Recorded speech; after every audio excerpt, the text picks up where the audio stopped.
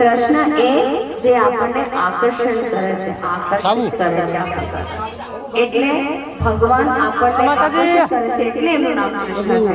અને રામ એટલે જે આપણને આનંદ આપે છે. એટલે આજે આપણે મંત્ર કરીએ છીએ, જ્યારે આપણે મંત્રનો ઉચ્ચારણ કરીએ છીએ ત્યારે આપણે શું કરીએ છીએ? ભગવાન આપણને આકર્ષણ પણ કરે છે અને આપણને આનંદ પણ આપે છે. બરાબર? એટલે આ જે મંત્ર જે છે એ તમે જ્યારે કરો ત્યારે તમને ખબર પડશે કે એમાં કેટલો આનંદ છે.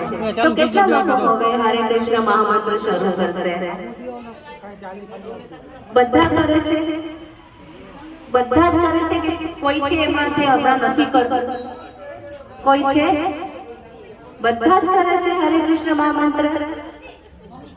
તો જે લોકો મહામંત્ર કરે છે એમને કેટલો આનંદ આવે છે આ મંત્ર કરવાથી?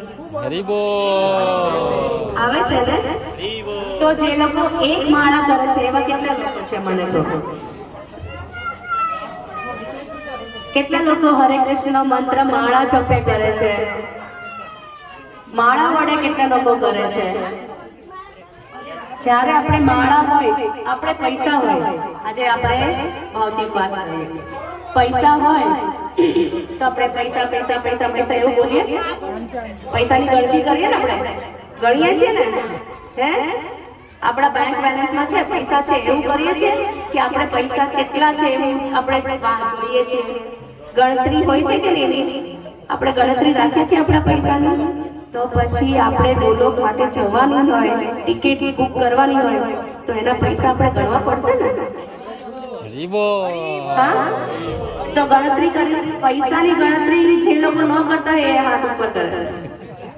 કોઈ એવું છે જે પૈસાની ગણતરી નથી કરતા કે ભાઈ મારા બેંકમાં પૈસા છે પણ મારે જોવાની જરૂર નથી, એવું છે કોઈ આમાં?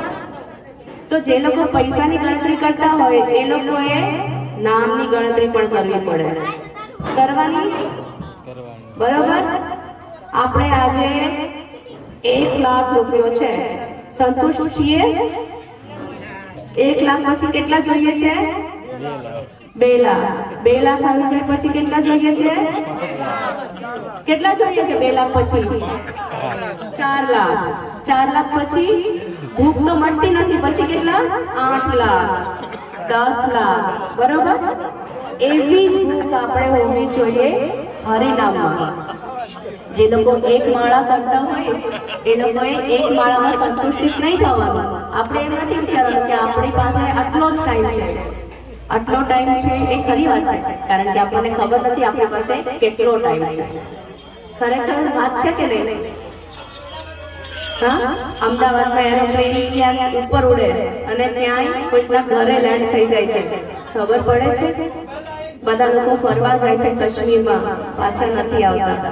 ખબર પડે છે એ લોકો કે જ્યારે ફરવા ગયા હતા ત્યારે લોકો પાછા નહીં આવે? એટલે આપણને ખબર છે કે આપણી પાસે કેટલો સમય છે? નથી ખબર. એટલે આપણે ગણતરી શેની રાખવાની છે? નામ જપની. કારણ કે એ નામ જપનો એકાઉન્ટ જે છે એના જે મેનેજર છે ને એ ગોલોક ઉપર બેઠા છે, ગોલોકમાં બેઠા છે, અહીંયા નથી. ખ્યાલ આવે? અહીંયાના બેંક મેનેજર રિટાયર થાય છે, ત્યાંના બેંક મેનેજર રિટાયર નથી થતા. એ જે ચક્રવર્તી વ્યાજ છે એની ગણતરી આપણે નહીં કરી શકીએ. બરાબર? અહીંયા ચક્રવર્તી વ્યાજ પહેલા 8%, 7%, 6% હોય છે, પણ ત્યાં 6%, 7%, 8%, 9% એવી વધે છે, ઓછા નથી થતા. એટલા માટે આપણે ચક્રવર્તી વ્યાજ માટે આપણે 1 માળાથી 2 માળા કરવાની છે. કેટલા લોકો 1 માળા કરે છે? મને સાચું સાચું કહેવા જાય. કોઈ 1 માળા નથી કરતો એવું છે? જે એકદમ સંતુષ્ટિત છે કે મારી પાસે હજી 50 વર્ષ છે, 60 વર્ષ છે, મારે પહેલા પૈસા ગણી લેવા દો પછી માળાની જપ કરીશ, એવું કોઈ છે? કોઈને ખાતરી છે કે આપણે કેટલું જીવવાના છે? તો આપણે, મારી નમ્ર વિનંતી છે કે બધા જે લોકો માળા નથી કરતા તે લોકો માળા શરૂ કરે, અને જે લોકો માળા કરે છે એ વધારે ને વધારે માળા કરતા થાય. આપણી જોડે પૈસા નહીં આવે, પૈસા જરૂરી છે, હું ના નથી પાડતી. આપણે ભૌતિક જીવનમાં જીવીએ છીએ એટલે આપણે બધાને પૈસાની જરૂર છે, પણ એ આપણો ધ્યેય નથી.